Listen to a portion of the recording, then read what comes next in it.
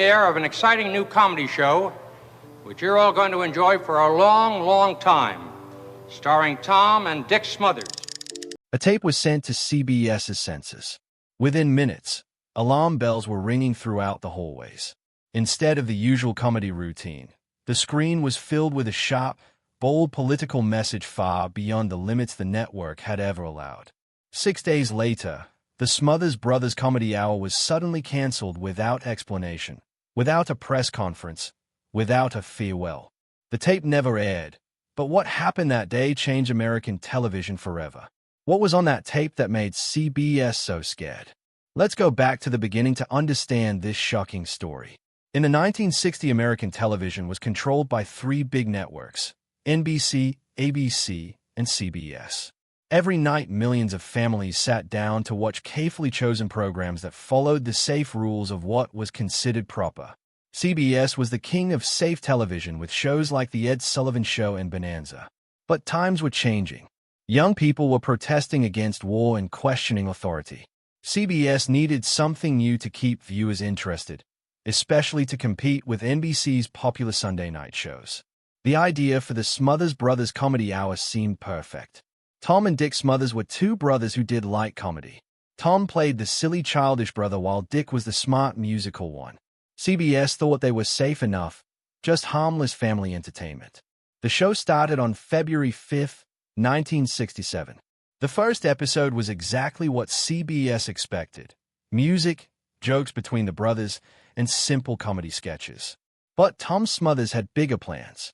He didn't want to just make people laugh. He wanted to make them think.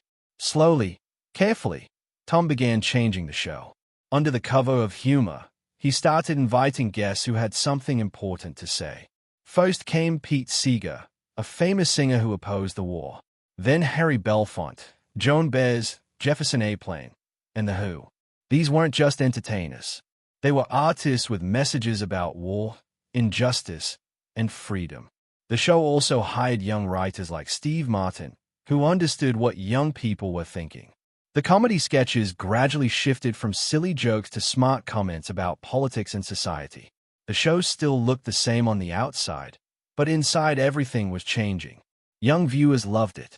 College students began quoting lines from the show. For the first time, there was a television program that spoke their language and talked about things they cared about.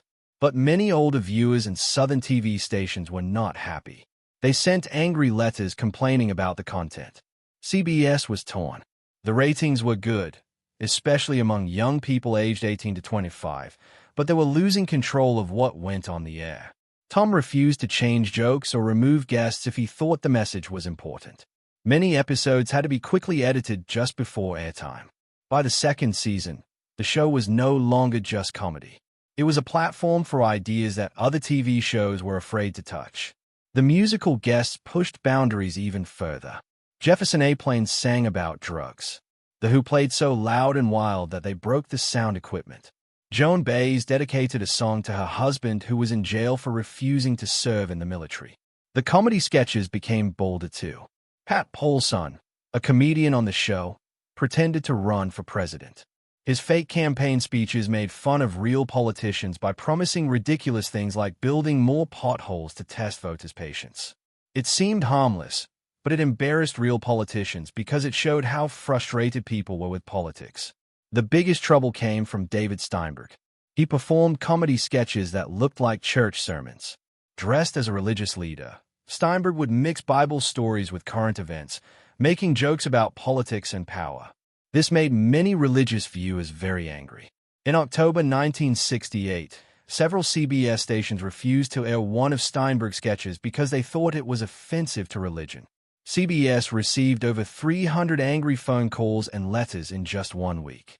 But young people loved Steinberg's performances. Students took notes on his jokes. College newspapers wrote articles analyzing what he said. Bootleg recordings of his censored sketches were passed around on campuses. For many young Americans, this was the only TV show that reflected the reality of their world.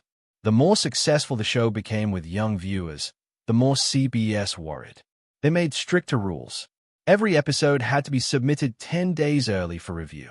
Tom Smothers often ignored this deadline on purpose, keeping his controversial material until the last minute. Behind the scenes, meetings between Tom and CBS executives became heated arguments. CBS began watching every script and every guest invitation carefully. Dick Smothers found himself caught in the middle, trying to keep the show on the air while his brother pushed harder and harder against the limits. By early 1969, CBS had run out of patience. Local stations were threatening to stop showing the program. Advertisers were getting nervous. When Tom decided to bring David Steinberg back for another controversial sermon, CBS knew the line had been crossed for the last time. In early April 1969, Tom Smothers completed an episode that he knew would cause trouble.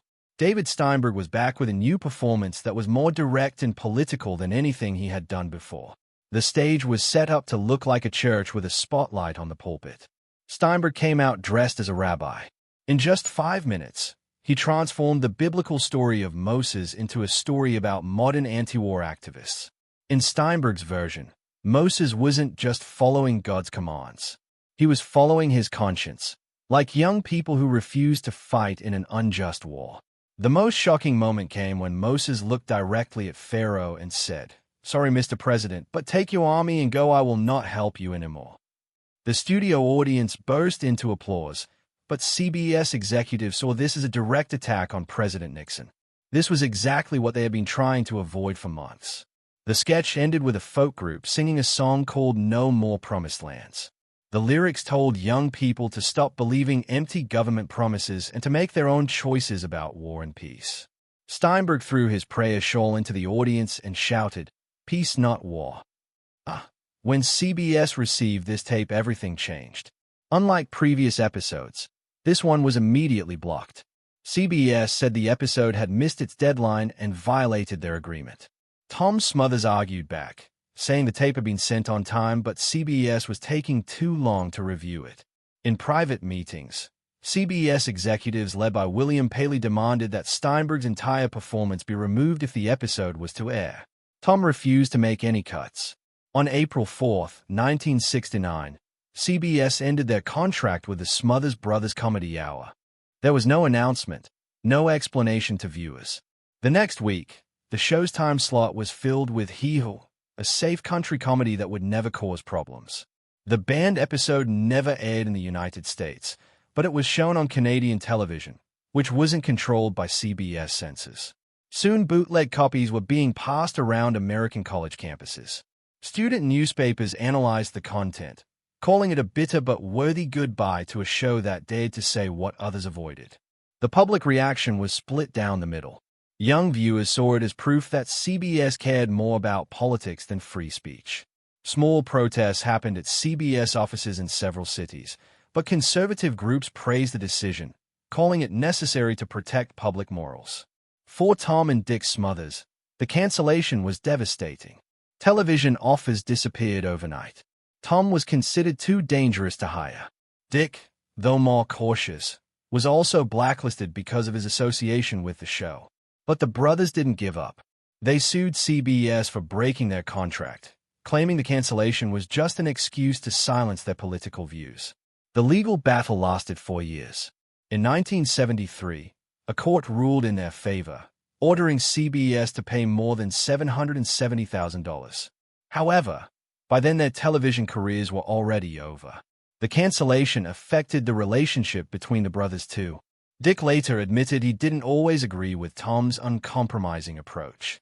He believed that if Tom had been willing to make some compromises, the show could have lasted longer and had more impact. But they remained partners and friends, continuing to perform in smaller venues for loyal fans. The impact of the show's cancellation rippled through the television industry. Many young producers and writers saw it as a lesson about the limits of creative freedom when facing the power of network television. Laura Michaels, who would later create Saturday Night Live, said that without the Smothers Brothers there would be no SNL. The show had proven that television could mix comedy with serious political commentary even if it came with a price. For young artists, especially comedians, the Smothers Brothers became symbols of artistic courage. The censored tapes became collector's items passed around by students and independent artists like underground treasures. Some sketches that CBS had rejected were later found in writer personal archives, adding to the legend of what had been lost. Over time, public opinion about the show began to change. What had once seemed dangerous or inappropriate started to look brave and ahead of its time. In 2008, nearly 40 years after the show was canceled, Tom Smothers received an honorary Emmy Award. In his acceptance speech, he said simply, "Peace is harder than war," a quote that has been repeated many times since. In 2010, both brothers were inducted into the Television Academy Hall of Fame, finally receiving official recognition for their contribution to television history. It was a belated but meaningful restoration of their reputation. The show's political impact was also confirmed years later when it was revealed that Tom and Dick Smothers had been placed on President Nixon's enemies list in the early 1970s. While they didn't face the same direct consequences as some politicians and journalists on the list, their inclusion was clear proof that their show had genuinely threatened those in power. By 2022, the entire archive of the show, scripts, tapes, and unaired sketches, was transferred to UC Santa Barbara for preservation. This marked the first time many of the show's internal documents became available to researchers, including some sketches that CBS had ordered destroyed. The digitization of these archives helped reshape the show's legacy for a new generation who had never experienced the era of protest television. When Tom Smothers died in late 2023, social media was flooded with clips from the show, old photographs, and tributes from famous comedians. Stephen Colbert, John Oliver, and Sarah Silverman all mentioned him as one of the pioneers of modern political comedy. They spoke of him not as a relic of the past, but as part of the foundation that made American television more daring and outspoken. Surprisingly, the show began entering popular culture again through the internet. VHS tapes that were once secretly passed around college campuses were now digitized and spreading rapidly on YouTube, Reddit, TikTok, and other platforms. The famous line, "Mom always liked you best," became the soundtrack to countless memes and parodies. A clip of Pat Paulson's fake 1968 presidential campaign, where he promised to solve all problems by waiting for them to go away, has been shared millions of times in today's political climate. Sketches once considered too sensitive are now viewed as classics of thoughtful satire. This rediscovery isn't just nostalgia. It's a recognition that the show was ahead of its time. The UC Santa Barbara archives continue to be explored by researchers, students, and documentary filmmakers. Unaired footage, Tom Smothers' handwritten notes, censored sketches, and CBS response letters all paint a fuller picture of the scale and intensity of the censorship the program endured. Modern comedy hosts have been clear about the show's influence.